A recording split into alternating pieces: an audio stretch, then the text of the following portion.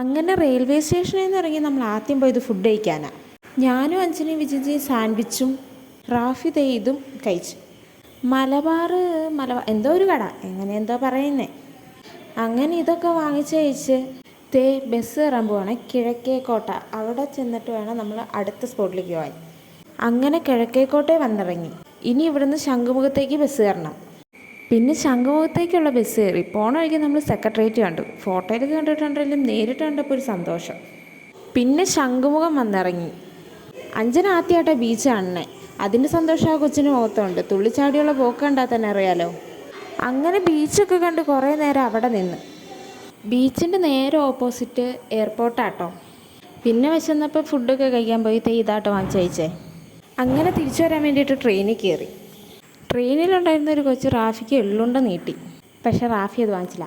ഈ കൊച്ചുണ്ടോ, ഈ കൊച്ചിന് വേറൊരു കൊച്ചുണ്ട്, അതായത് ഇവർ ട്വിൻസാണ്. അങ്ങനെ അഞ്ജന ട്രെയിനിലും കയറി കടലും കണ്ടുള്ള സന്തോഷത്തിലിരുന്ന് പോരുക. അങ്ങനെ കോട്ടയം വന്നിറങ്ങി. അപ്പം തീരുമാനിച്ച് രാത്രിയിലെ ഫുഡ് ബിരിയാണി ആക്കാമെന്ന്. ബിരിയാണി വാങ്ങിച്ച് ഈ കടയിൽ നിന്ന് ബിരിയാണി വാങ്ങിച്ച്. പിന്നെ 7 മണിക്ക് മുമ്പ് ഹോസ്റ്റലിൽ കയറണമല്ലോ.